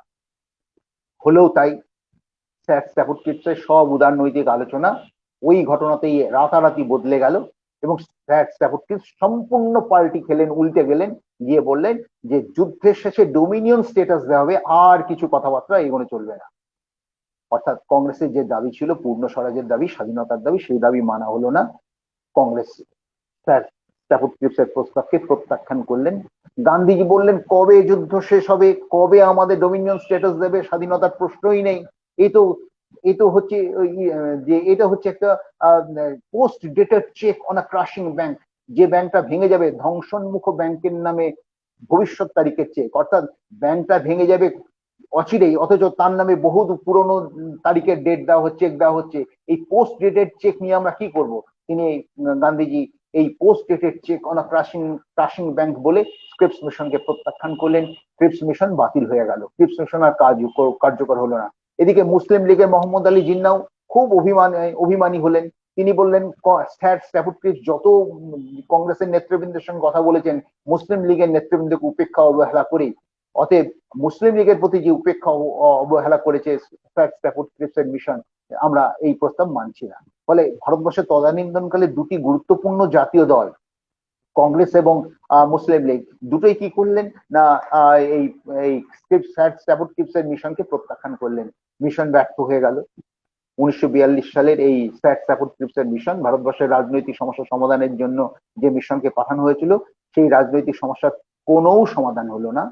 এর ফলে কি হলো, না 1942 সালে 8ই আগস্টের গভীর রাতে মুম্বাই শহরে কংগ্রেসের বিশেষ জরুরি অধিবেশনে আমরা দেখতে পেলাম যে ভারত ছাড়ো আন্দোলনের প্রস্তাব গ্রহণ করা হলো এবং ভারত ছাড়ো আন্দোলনের প্রস্তাবে বলা হলো যে ভারত ব্রিটিশকে ভারত ছাড়া করতে হবে।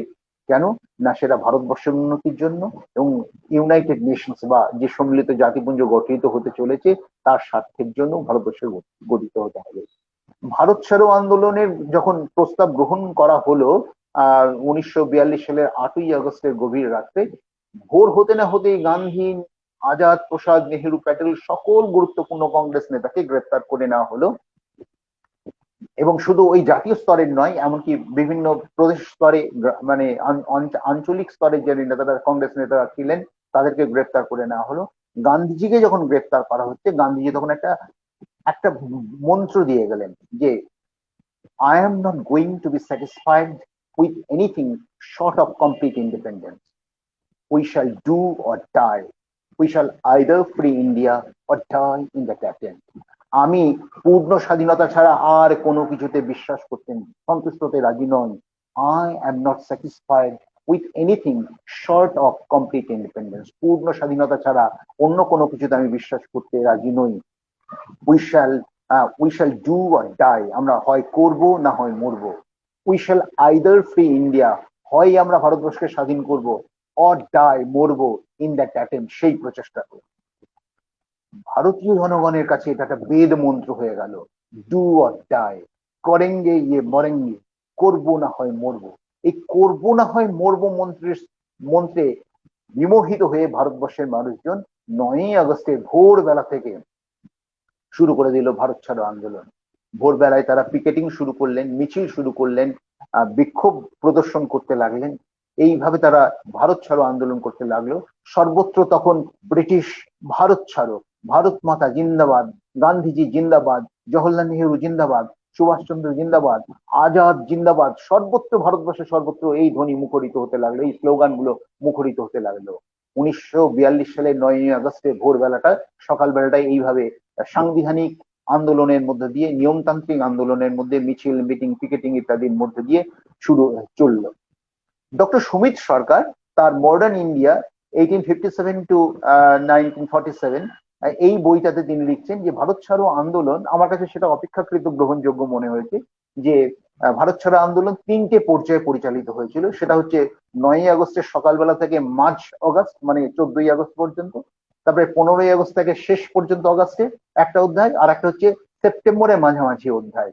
সেটা কিরকম আমি খুব সংক্ষেপে বলি যে 9ই আগস্টের সকালবেলা থেকে 14ই আগস্ট পর্যন্ত যে সময়টা, সেই সময়টা ছিল মূলত শোহে আন্দোলন। শোহে শিক্ষিত মানুষেরা এই আন্দোলন করেছিলেন। তারা লখনৌ, মুম্বাই, আর নাগপুর, কানপুর, অযোধ্যা, কলকাতা এরকম বড় বড় শহরে আমরা দেখতে পেয়েছি এই মিছিল, পিকেটিং ইত্যাদি, এবং প্রত্যেকটা প্রদেশের বড় বড় শহরেও এই ধরনের আন্দোলন হয়েছিল। এবং সেখান থেকে সেই আন্দোলনটা মূলত ছিল নিয়মতান্ত্রিক আন্দোলন। সেই নিয়মতান্ত্রিক আন্দোলনের মধ্যে দিয়ে কি না পতাকা, মানে বিভিন্ন সরকারি অফিসে জাতীয় পতাকা উত্তোলন, কংগ্রেসের তিরঙ্গা পতাকা উত্তোলন, তারপরে মিছিল, মিটিং, ভারত ছাড়ো, ব্রিটিশ ভারত ছাড়ো ইত্যাদি ইত্যাদি। এর মধ্যেও কিছু অন্তর্ঘাতমূলক কাজ বা কিছু সহিংস কর্মকাণ্ড সংগঠিত হয়েছিল। এই আন্দোলনটা চললো 14ই আগস্ট পর্যন্ত। 15ই আগস্ট থেকে ডক্টর সুমিত সরকার বলছেন যে অগাস্টের শেষ পর্যন্ত বা সেপ্টেম্বরের প্রথম দিকটা পর্যন্ত আমরা দেখতে পাচ্ছি যে মারাত্মক আকার আন্দোলন নিচ্ছে। এটা মূলত হচ্ছে গ্রামের কিছু যুবক সম্প্রদায় মানুষদের আন্দোলন, গ্রামের মানুষদের আন্দোলন। এবং ভারতবর্ষের বিভিন্ন গ্রামে যে যেমন পারলো আন্দোলন করতে আরম্ভ করলেন। কারণ আমরা জানি যে ভারত ছাড়ো আন্দোলন মূলত নেতৃত্ববিহীন আন্দোলন। আজাদ, প্রসাদ, নেহেরু, প্যাটেল, গান্ধীজি সকলেই গ্রেপ্তার হয়েছেন। আঞ্চলিক পর্যায়ে বড় বড় নেতারা, প্রাদেশিক পর্যায়ে বড় বড় কংগ্রেস নেতারা সকলেই গ্রেপ্তার হয়েছেন। ফলে কি হচ্ছে না, সেই অর্থে সংগঠিত আন্দোলন পরিচালিত করার মতো কোনো নেতা ছিলেন না বলেই ওই যে করবো না হয় মন্ত্র, এই মন্ত্র কিছু করে দেখাতেই হবে, এমন কিছু করবো যাতে ভারতবর্ষকে স্বাধীন করতে হবে, এই যে একটা মন্ত্রের উদ্দীপনা, সেই উদ্দীপনায় ভারতবর্ষে গ্রামে গঞ্জে রেল লাইন উপড়ে ফেলা, টেলিগ্রাফের তার কেটে ফেলা, পোস্ট অফিস পুড়িয়ে ফেলা, স্টেশন পুড়িয়ে ফেলা, ডাক ব্যাগ ছিনতাই করা, সরকারি রেকর্ড রুমকে আগুন লাগিয়ে দেওয়া, এইরকম নানা ধরনের কর্মকাণ্ড গ্রামগঞ্জ জুড়ে ঘটতে লাগলো। এইটা ছিল দ্বিতীয় পর্যায়ে। আর তৃতীয় পর্যায়ে সেটা হচ্ছে সেপ্টেম্বরের মাঝামাঝি থেকে শুরু হলো এবং ডিসেম্বরের প্রথম পর্যন্ত চললো। ডিসেম্বরের পরে এই আন্দোলনটা স্থিমিত হয়ে যাচ্ছে, আমি কারণ বলছি। এই আন্দোলনটা এই তৃতীয় পর্যায়টা ছিল মূলত একেবারে গ্রামগঞ্জের যারা ছাত্র যুব সমাজ, এবং তারা কি করতে লাগলেন, তুমুল ভাবে হিংসাত্মক কর্মকাণ্ড শুরু করে দেন। যে যেখানে পারছে, যেমন খুশি পারছে, তারা ব্রিটিশ সরকারকে নাস্তানাবুদ করার জন্য তারা আন্দোলন করছে। স্কুলের ছাত্ররা গেট বন্ধ করে দিচ্ছে, তাদের তাহলে স্কুলের গেটে ক্রস চিহ্ন দিয়ে তারা ব্রিটিশ ভারত ছাড়ো লিখে আসছে। যে যেখানে পারছে গ্রামগঞ্জে তখন ছড়িয়ে গিয়েছে আন্দোলনটা, এবং নেতৃত্ববিহীন অবস্থায় বিভিন্ন প্রান্তের মানুষজন নিজেদের ইচ্ছা মতো ভাবে এই আন্দোলনটাকে চালিয়ে নিচ্ছেন। এইটাই ছিল মারাত্মক আন্দোলন। ব্রিটিশ সরকার এই মারাত্মক তৃতীয় পর্যায়ের এই আন্দোলনটাতে খুব বিপর্যস্ত বোধ করতে লাগলেন। তখন তারা কি করলেন না, তাদের অধিকতর শক্তির জোরে গ্রামগঞ্জে ওই যে সৈনিক পাঠিয়ে দিতে লাগলো। আপনাদের মনে থাকার কথা, আমি বলেছি যে সেই সময় দ্বিতীয় বিশ্বযুদ্ধ চলছে এবং ভারতে দ্বিতীয় বিশ্বযুদ্ধে পরিচালনা করার জন্য ব্রিটিশ সৈনিকের মজুত রয়েছে প্রচুর, বিভিন্ন জায়গায় ব্রিটিশ সৈনিক রয়েছে। তখন ব্রিটিশ সৈনিকদের গ্রামে গঞ্জে পাঠিয়ে দেওয়া হলো। গম গম করে বুটের আওয়াজ তুলে তারা মার্চ করতে লাগলো, পাবলিকের উপর ভীতি সঞ্চার করা হতে লাগলো। একদিকে পুলিশি অত্যাচার, অন্যদিকে সামরিক নির্যাতন, সামরিক বাহিনী নির্যাতন। এর ফলে ভারতীয়দের মনোবল ভেঙে গেল এবং 1900 এবং ভারতীয়রা তখন আর বাইরে বেরিয়ে আন্দোলন করবে সেই মানসিকতা তাদের মধ্যে নেই। এক্ষেত্রে একটা গুরুত্বপূর্ণ বিষয় হলো যে এরপরই 1942 সালের ডিসেম্বর মাস, যেখানে আর এগোতে পারছে না ভারত ছাড়ো আন্দোলনটা, সেটা হলো এই যে এরপরেই শুরু হয়ে গেল 42 সালের ঐতিহাসিক মন্বন্তর, 42 সালের চরম মন্বন্তর দুর্ভিক্ষ। এই দুর্ভিক্ষে এমনকি মানুষজনের মধ্যে খাদ্যের হাহাকার তৈরি হয়ে গেল। কলকাতার দোতলা তিনতলার বাড়ির মানুষেরা ভাত তৈরি করার পর যে ফ্যানটুকু ফেলে দেয় সেটা ড্রেন থেকে কুড়িয়ে মানুষ খাচ্ছে, এমন অবস্থার মধ্যে দিয়ে পড়েছিল। চূড়ান্ত হাহাকার, দুর্ভিক্ষ। এই দুর্ভিক্ষের ফলে মানুষজনের রাজনৈতিক মনোবল, সংগ্রাম করার মনোবল ভেঙে পড়লো। ভেঙে পড়ার ফলে তারা আন্দোলন থেকে সরে যেতে লাগলো। ব্রিটিশ সরকার আরো একটি কাজ করলেন, যে ব্রিটিশ সরকার সাময়িকভাবে কিছু চাকরি দিতে লাগলেন, চাকরি দিয়ে ভারতীয়দের বিভক্ত করে ফেলতে লাগলেন। যারা চাকরি পেলেন তারা আন্দোলনের এলাকা থেকে সরে গেলেন। যেমন পলাশী, ধুবুলিয়ায় এয়ারপোর্ট তৈরি করা হলো, বিভিন্ন জায়গায় কল্যাণীতে এয়ারপোর্ট তৈরি করা হলো। সৈনিকরা নামবে, তার যে নামার যে অবতরণ ক্ষেত্র, সেই অবতরণ ক্ষেত্র তৈরি করা হতে লাগলো, করে সেখানে চাকরি দেওয়া হতে লাগলো। তারপরে ব্যারাকপুরে সেনা শিবিরে চাকরি দেওয়া হতে লাগলো। এইভাবে ভারতীয়দের নিজেদের পক্ষে নিতে লাগলো, ফলে ভারত ছাড়ো আন্দোলন আলটিমেটলি থেমে গেল। সুতরাং আমরা দেখতে পাচ্ছি যে ভারত ছাড়ো আন্দোলনটাও আলটিমেটলি ফেল করে গেল। কিন্তু ভারত ছাড়ো আন্দোলন ব্যর্থ হয়ে গেলেও এই আন্দোলন কিন্তু ভারতবাসীর ভারতের স্বাধীনতার জন্য মরণপণের লড়াইয়ের চেতনা জাগ্রত করে দিয়েছিল। এরপর আমরা দেখতে পাচ্ছি 1946 সালে নৌবিদ্রোহ। 1946 সালে নৌবিদ্রোহে আমরা দেখতে পেলাম যে নৌবাহিনীর সেনারা তাদের প্রতি দুর্ব্যবহারের বিরুদ্ধে তারা আন্দোলন শুরু করলেন। মুম্বাইয়ের নৌবন্দরের তলোয়ার জাহারে 6000 সৈনিক তাদের নিম্নমানের খাদ্য গ্রহণ করতে অস্বীকার করলেন এবং তারা নৌবিদ্রোহ ঘোষণা করলেন। এবং এই নৌবিদ্রোহ মুম্বাইয়ের নৌবন্দরে শুরু হলো বটে, ভারতবর্ষের যেখানে যেখানে বন্দর ছিল সেই বন্দরগুলিতে নৌবাহিনী সেনারা বিদ্রোহ করলেন। যদি এই বীরত্বপূর্ণ এই যে মানসিক উদ্দীপনাপূর্ণ যে ব্রিটিশ সংগ্রামের বিরুদ্ধে আন্দোলন করার প্রবণতা, সেটাও কিন্তু ব্রিটিশ সরকার তার অধিকতর শক্তির জোরে অবদমিত করে দিয়েছিল।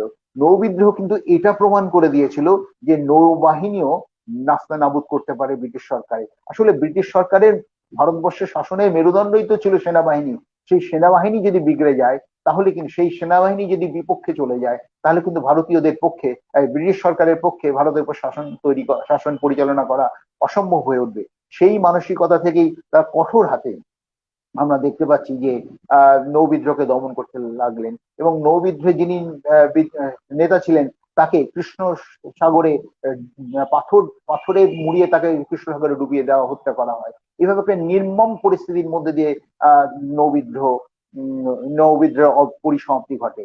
নৌবিদ্রোহ ভারতবর্ষের বিভিন্ন রাজনৈতিক নেতৃবৃন্দের সমর্থন আশা করেছিলেন, তারা দাবিও করেছিলেন, কিন্তু ভারতবর্ষের দলগুলি সেইভাবে নৌবিদ্রোহকে সমর্থন করতে পারেনি। ফলে নৌবিদ্রোহকে দমন করাও ব্রিটিশ সরকারের পক্ষে খুব সহজ হয়ে গেছিল।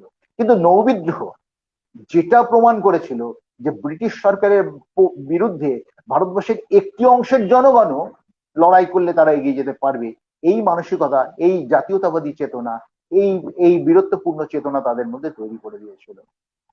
এদিকে দিল্লির লাল কেল্লায় আজাদিন বাহিনী যে আজাদিন বাহিনী পরাজিত হয়েছিলেন, আজাদিন বাহিনীর যে সৈনিকরা গ্রেপ্তার হয়েছিলেন, সেই সৈনিকদের বিচার চলতে লাগলো।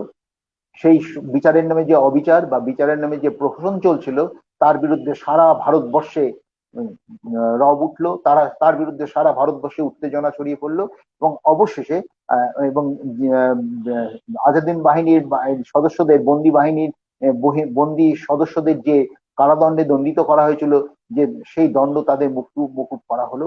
এইভাবে ভারতবর্ষের আমরা দেখতে পেলাম যে স্বাধীনতা সংগ্রামের পর্বে এগিয়ে যেতে লাগলো। এরপর 1946 সালে আমরা দেখতে পেলাম, যখন ভারতবর্ষের স্বাধীনতা কাছাকাছি, ক্যাবিনেট মিশন এসে গেছে, ভারতবর্ষের স্বাধীনতার ব্যাপারটাকে, নৌবিদ্রোহের পর ব্রিটিশ সরকার বুঝে গেছেন যে আমাদের শাসনের মেরুদণ্ড হচ্ছে সেনাবাহিনী।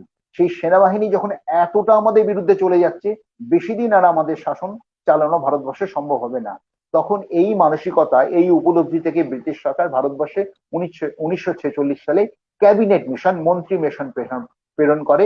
মন্ত্রী মিশনের কাজ ছিল ভারতবর্ষকে কিভাবে স্বাধীনতা দেয়া যাবে সেই বিষয়টাকে তদারকি করা বা সেই বিষয়টা নিয়ে এগিয়ে যাওয়া। মন্ত্রী মিশন এসে ভারতবর্ষকে আলাপ আলোচনা করে 1948 সালে ফেব্রুয়ারি মাসে স্বাধীনতা দেবে বলে ঘোষণা করেছিলেন। কিন্তু আমরা দেখতে পেলাম ভারতবর্ষ 1947 সালে 15ই আগস্ট স্বাধীনতা পাচ্ছেন। যাই হোক, ক্যাবিনেট মিশনের সঙ্গে আলাপ আলোচনা শেষে আমরা দেখতে পেলাম যে 1948 সালে ফেব্রুয়ারি মাসে স্বাধীনতা দেওয়া হবে, এই বলে ক্যাবিনেট মিশন করলেন। কিন্তু আমরা দেখতে পাচ্ছি যে এদিকে নৌ বিদ্রোহের কাহিনী, আজাদিন বাহিনীর বিচার নিয়ে সারা ভারতবর্ষে যে উত্তেজনা, ব্রিটিশ সরকার প্রমাদ গুনতে লাগলেন। তখন এবং এমতো পরিস্থিতিতে 1947 সালের জুলাই মাসে, 47 সালের 4 জুলাই মাসে ব্রিটিশ পার্লামেন্টে ইন্ডিয়ান ইন্ডিপেন্ডেন্স অ্যাক্ট বলে একটি বিল তৈরি করা হয় এবং সেটা 18 জুলাই 1947 সাল সেটা ব্রিটিশ পার্লামেন্টে অনুমোদিত হয় এবং তখনই বলে দেওয়া হলো ভারতবর্ষকে 1947 সালে 15ই আগস্ট তারিখে স্বাধীনতা দেওয়া হবে।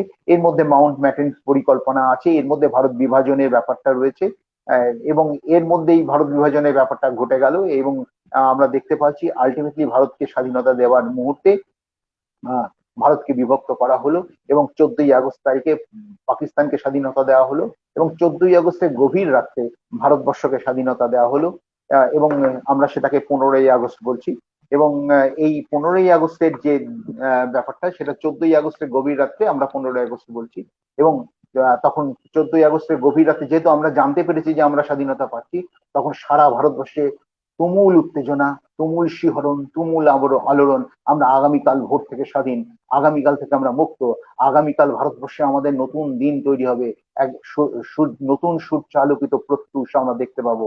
এই যে একটা উন্মাদনা, এই যে একটা শিহরণ, এই যে একটা আলোড়ন ভারতবাসীর মনে আমরা দেখতে পেলাম। 14ই আগস্ট তারিখের গভীর রাত্রে জওহরলাল নেহেরু খুব সুন্দরভাবে বলছেন, উদাত্ত সুরে বলছেন যে যখন মধ্যরাত্রের ঘণ্টাধ্বনি বাজবে, যখন বিশ্বলোক নিদ্রায় মগ্ন থাকবে, তখন হ্যাঁ তখন জীবন ও স্বাধীনতা নিয়ে জেগে উঠবে ভারত। আজ, হ্যাঁ আজই আমরা ভারত নতুন করে নিজেকে আবিষ্কার করবে। আজ আমরা একটা দুর্ভাগ্যের যুগের অবসান ঘটালাম। আজ ভারত নিজেকে নতুন করে আবিষ্কার করবে। আজ ভারত নিজেকে স্বাধীনভাবে প্রতিষ্ঠিত করবে। আজ ভারত নিজেকে প্রমাণ করবে। এই ঘোষণার মধ্য দিয়েই স্বাধীন ভারতের মুক্তির বার্তা সারা ভারতবর্ষে ঘোষিত হয়ে গেল এবং ভারতবর্ষ স্বাধীনতার স্বপ্ন কামনায় উদ্বেলিত হয়ে উঠল। জনগণ মন অধিনায়কম জয় হয়ে এই মন্ত্রে ভারতবর্ষ তখন উদ্বেলিত হতে লাগলো। সমুদ্র হিমাচল স্বাধীনতার স্বপ্ন কামনায় মগ্ন হয়ে আমরা দেখতে পাচ্ছি তারা উদ্দীপিত, উচ্ছ্বসিত, আলোড়িত হয়ে উঠেছে এবং আমরা মুক্তির আনন্দে ভেসে উঠতে পেরেছি।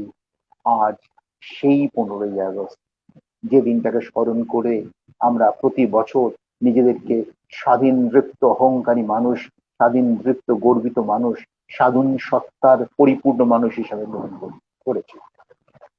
আমরা স্বাধীনতা লাভ করেছি, একথা ঠিক।